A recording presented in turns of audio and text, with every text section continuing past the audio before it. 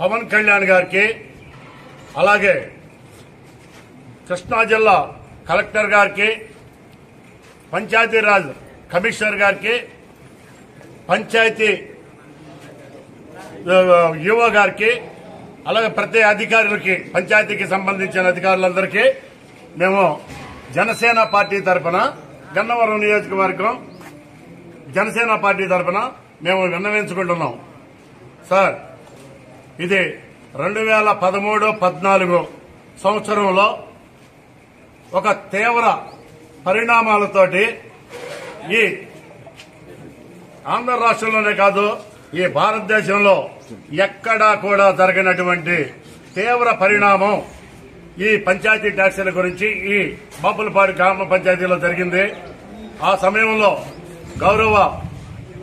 సమయంలో గన్నవరం మాజీ శాసనసభ్యులు వల్లభనేని వంశీ గారు, అలాగే ఇక్కడ గ్రామ పంచాయతీ సభ్యులైనటువంటి ప్రెసిడెంట్ గారు అయినటువంటి కాకాని అరుణ గారి సమక్షంలో ఈ గ్రామ ప్రజలందరికీ తీవ్ర నష్టం జరిగింది.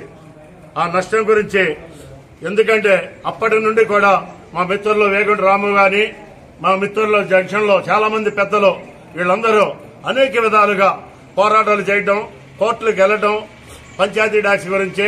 ఎందుకంటే కనీ విని ఊహించని విధంగా ఒక్కసారి 1100 రూపాయలని 11,000 రూపాయలు కడుతున్నారు. ఇది 11,000, ఇది 1100 రూపాయల కండి 11,000 రూపాయలు పంచాయతీ ట్యాక్స్ గా పెరగడం జరిగింది. అలాగే 300 రూపాయలది 20,000 పైన 21,000 పైన 350 రూపాయలు కట్టేది 21,000 జరిగింది. వీళ్ళంతా ఈ హనుమాన్ జంక్షన్ బాపులపాడు ప్రాంతంలో వీళ్ళంతా పరిశ్రమలు లేవు, వీళ్ళకి లేకపోతే ఆదాయ వనరులు లేవు, పెద్ద ఆదాయ వనరులు లేవు. ఇలా సామాన్యమైన జీవితం గడుపుకునేవాళ్ళు.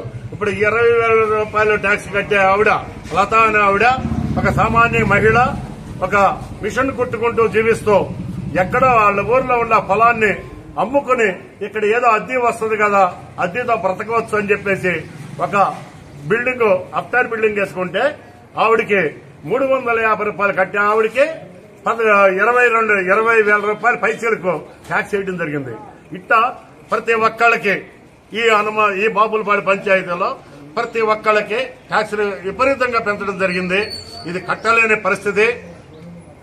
దీనికి సంబంధించిన నాయకులు, అధికారులు అందరూ కూడా మా యందు దయ ఉంచి మీరు తక్షణంగా ఇమ్మీడియట్లీగా దీని మీద ఒక నిర్ణయం తీసుకుని మాకు మంచి చేయాలని చెప్పి నేను కోరుతున్నాం.